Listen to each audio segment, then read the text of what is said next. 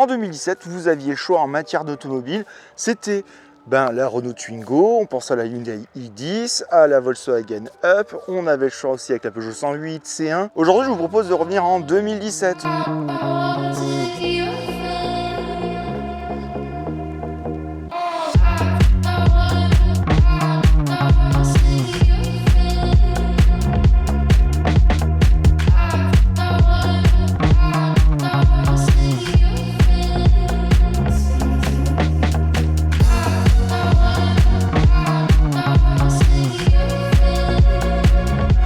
On est sur le segment A avec la voiture que je vous propose. Alors à l'époque, on avait un partenariat entre PSA et Toyota.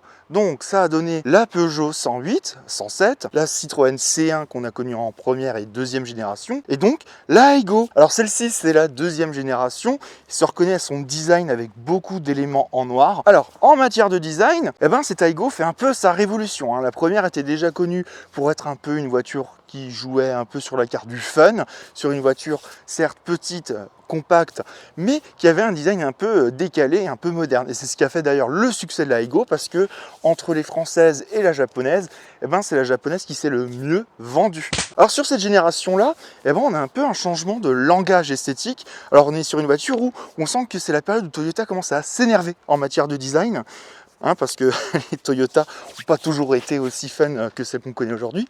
Donc on retrouve cette face avant, qui était le X design chez Toyota. On reconnaît bien la face avant qui fait un X, avec le logo Toyota au milieu, ce masque noir finalement, et ces feux inclus dans cette bande qui part sur le vitrage et qu'on retrouve à l'arrière. Vraiment, on avait une recherche en matière de design. On retrouve aussi les petites LED cachées ici. Une voiture assez mignonne, vraiment très sympa pour la ville, pratique parce qu'elle est sur un gabarit minuscule. En matière de dimension, la Toyota Aygo, c'est seulement 3,46 m de long pour 1,61 m de large et 1,46 m de haut. Elle propose évidemment 4 places, 5 portes ou 3 portes au choix et une boîte mécanique à 5 rapports. De toute manière, sur la partie conduite route, ce sera un peu plus tard dans la vidéo. Au niveau du profil, rien d'extravagant, on est sur une voiture premier prix. C'était un peu l'entrée du catalogue de chez Toyota. Alors ça l'est toujours, parce que l'Aygo existe toujours. Désormais, elle s'appelle Aygo Cross, enfin avec un X. On continue toujours avec le X, mais il faut le prononcer Cross. Évolution du design de la première Aygo qu'on a connue aux alentours de 2007-2008. Je n'ai plus l'année précisément en tête, bref. Donc, on retrouve notre fameux masque noir de l'avant, pas sur le montant A, fait le vitrage de la voiture, et donc vient mourir ici au niveau du montant C avec tout simplement les feux arrière. Une voiture avec un design simple, peu de pièces, un montant quand même très fin, ce qu'on retrouve les portières ici. Et bon point sur cette petite auto, gage quand même d'une bonne polyvalence et d'une bonne expérience de conduite. Les roues sont vraiment repoussées à leur maximum. Au niveau de la voiture, alors j'ai plus l'empattement, il faut que je regarde. Est-ce que j'ai l'empattement? L'empattement il est minuscule, mais amplement suffisant. A few moments later. Et donc, on bénéficie d'un empattement de 2,34 m. Oui, je l'avais oublié, j'ai dû regarder mes notes. Et vu que je viens de lire mes notes, je peux vous le dire, la Aygo est ultra légère, elle ne fait que 915 kg. Petite voiture, petite conso. Un peu comme ma vie. Petite motorisation, évidemment. Au niveau du design arrière, pas grand chose à dire non plus. On a un peu les ailes qui sont galbées, creusées, pour élargir un peu visuellement la voiture, qui n'est pas bien large. Et on retrouve toujours notre fameux X qui se présente avec les feux, et donc ce spoiler qui monte assez haut, qui englobe la plaque d'immatriculation. Et on a aussi ce petit élément peint en rouge qui vient un peu proposer un élément de design sympa sur la voiture. Feux verticaux, l'actuel l'a toujours d'ailleurs. Et on retrouve donc un coffre, comme pour les cousines françaises, qui est fait en verre, qu'on a aussi vu sur la Twingo 3. Et grâce à ce petit bouton qui s'ouvre tout simplement. Une Aygo, c'est 168 litres de contenance. Combien? On est sur 168 litres avec la banquette rabattue 812 litres. C'est pas énorme, certes. Tout le monde s'est moqué un peu de la contenance du coffre de l'Ypsilon que j'ai essayé récemment, que vous retrouvez là. On est sur une voiture qui se veut citadine avant tout, donc forcément, ça veut dire plus petit coffre. Mais c'est logeable pour la ville. Alors on mettra un pack d'eau, je crois que c'est foutu. Oubliez les week-ends en amoureux, ou alors ce sera sur la banquette arrière. Alors selon les versions, celle-ci ne l'a pas, on avait une banquette arrière coulissante, ce qui n'est pas le cas. Par contre, on a 2 sièges indépendants qui peuvent se rabattre. Alors c'est quand même un peu exigu, mais ça reste une toute petite voiture, voilà. On est sur des véhicules où économiquement il faut être rentable pour le constructeur. Donc ça impose certaines règles et puis même au niveau de la taille de la voiture, hein, les lilliputiennes, forcément on perd du volume. Nous voilà à présent à l'intérieur. Alors j'ai eu la voiture un peu tardivement, donc wow je suis éclairé. Alors au niveau de l'intérieur, pas grand chose à dire parce que c'est vraiment le strict minimum automobile. Alors on a des sièges qui font un peu baquet, hein. On va dire semi-baquet pour être poli. Donc, alors, on est plutôt bien installé au niveau du dos, peut-être moins bien au niveau de l'assise, c'est ce qu'on vérifiera sur la partie conduite. Boîte manuelle!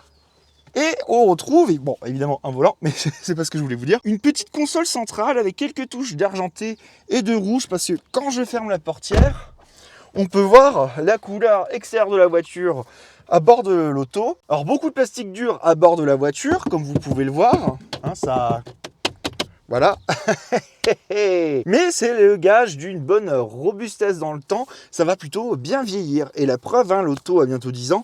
Et elle est plutôt bien. Quelques petits signes de vieillesse, mais on est sur quelque chose de plutôt propre. Je réfléchissais parce que l'angle de vue arrière, on n'est pas trop mal.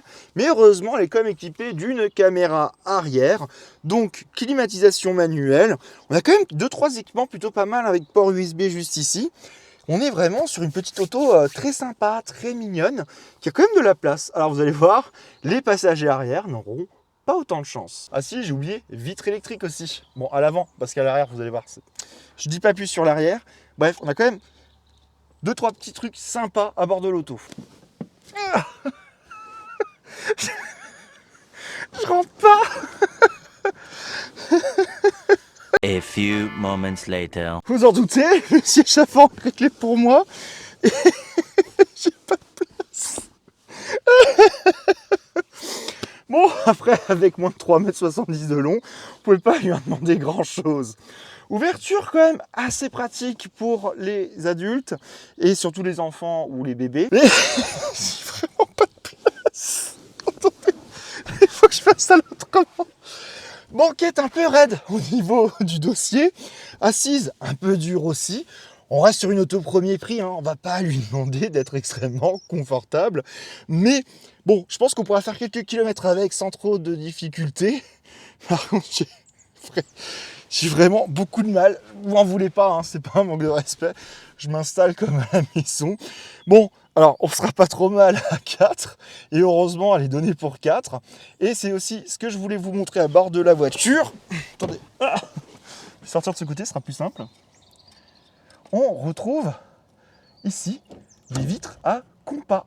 Voilà. Qui étaient indisponibles sur la version 3 portes, mais qu'on a d'office sur la version 5 portes. Bon. C'est dur comme la justice. Est-ce que je fais une blague sur les politiciens? Non. Pas de ça ici, on est apolitique. Quand même. Il y en a qui ont perdu la tête pour moins que ça, hein, la Révolution française. Alors, rayon de braquage, moins de 10 mètres. On a 9,80 m de braquage, c'est plutôt pas mal. Comme ça, ça fait les tests. Alors derrière le volant, on se retrouve avec une petite citadine très pétillante, hein. Il est surprenant ce petit 4 cylindres de 69 chevaux, d'environ 1 litre. Je ne sais plus la cylindrée précise. Franchement, très amusant.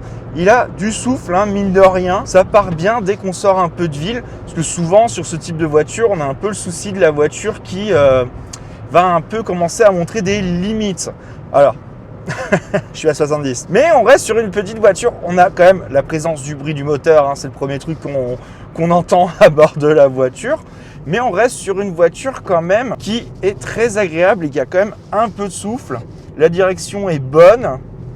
On n'a pas de côté un peu flou, on n'a pas d'hésitation. Alors, on a quand même une voiture qui a été conçue, comme je vous le disais, avec PSA, donc Peugeot Citroën. On sent quand même une bonne voiture. Alors la boîte est courte jusqu'en 3e, je trouve, et après elle s'allonge à partir de la 3e, hein. La 3e devient un peu plus longue, la 4e aussi. Heureusement, on a un petit logo qui nous indique quand on doit changer de vitesse, donc ça c'est plutôt pas mal. Franchement, avec ces dimensions lilliputiennes, on est sur une voiture idéale pour la ville et qui peut quand même se permettre de faire un peu d'extra-urbain. Franchement, c'est une petite auto vraiment très très charmante. C'est marrant parce qu'on est quand même sur une auto qui est un peu amusante à conduire, je trouve. Parce qu'on a quand même le bruit du moteur qui nous suit de partout. Il est sur le siège passager. Alors, quelques petits bruits de mobilier. Bon, à l'époque, on était sur une voiture quand même premier prix. Hein, parce que j'ai réussi à retrouver les prix, parce qu'elle est de 2017. On était pour cette version Aygo X à seulement 11 300 € hors option. Aujourd'hui, trouvez-moi une voiture à 11 000 €. Bon, à l'époque, c'était peu la voiture pratique et pas trop chère. Alors là, j'ai une montée. On sent qu'elle perd un peu en patate. Donc je tombe en deuxième. Ça repart. Ça reste quand même... Ça monte quand même ses limites. Hein. Je ne vous dis pas que c'est 69 chevaux qui sont suffisants. Mais ça commence vite à avoir quelques limites. Mais heureusement, le moteur a quand même un peu de reprise dès qu'on fait tomber les rapports. Donc ça, c'est quand même un bon point. Enfin, quoique... Je suis un peu joué avec la boîte. Boîte manuelle, parce qu'à l'époque, on ne faisait pas encore que de l'automatique sur l'automobile. Mais je la trouve plutôt amusante à conduire, cette petite voiture. Vraiment, pour faire ce qu'on a à faire dans la vie de tous les jours, c'est amplement suffisant. C'est vraiment bien. Alors, on a quand même des petits bruits de 3 cylindres, mine de rien. On a quand même, voilà, l'isolation, c'est pas le fort de la voiture. Mais ça reste quand même, voilà, au vu du prix, on l'excuse très clairement. Franchement, il n'y a rien à dire de ce côté-là. Alors c'est quand même plutôt bien suspendu. Hein.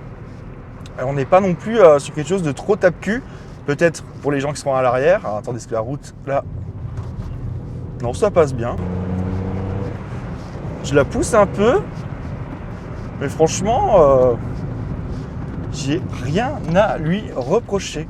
Alors attendez, hop. On va se permettre un petit 0 à 100. C'est parti.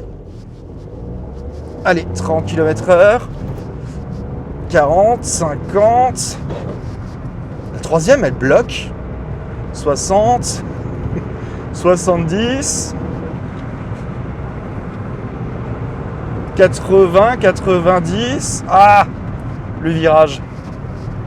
J'ai pas atteint les 100. Bon, est-ce qu'elle peut faire le 0 à 100 ? Oui. En combien de temps ?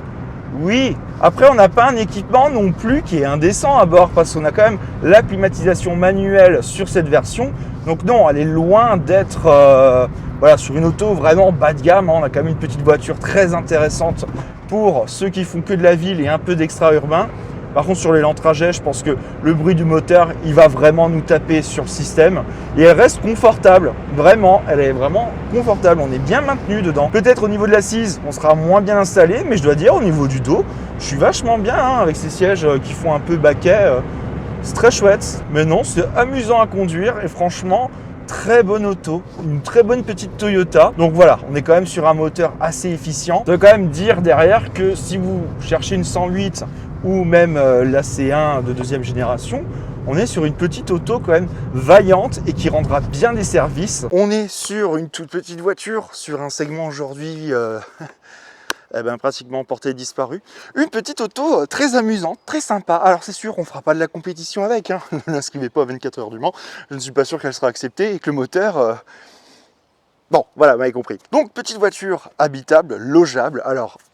gabarit très compact hein, sur une des plus petites voitures qu'on avait dans les années 2010. Vraiment un prix d'attaque pour entrer dans l'univers Toyota. On est sur une voiture forcément pas chère, économique, fiable. Tout ce qu'on connaît d'une Toyota. Certes pas hybride, mais qui rendra bien service si on habite en ville. Elle se permettra quand même de sortir un peu de la ville. Autre bon point, que voulez-vous, hein, il n'y a pas que des... Voilà, on peut sortir un peu là, comme j'ai fait aujourd'hui, un peu à la campagne. Donc voilà, bonne petite auto, voiture très sympathique. Franchement, que demander de plus? C'est le service minimum de l'automobile et ça rend bien service. Donc Twingo 108 C1 ont déserté le catalogue. Bon, Twingo va revenir mais en format électrique. Aujourd'hui, Aygo est toujours au catalogue chez Toyota, c'est la Aygo Cross. J'ai oublié de vous dire un truc aussi dans la vidéo.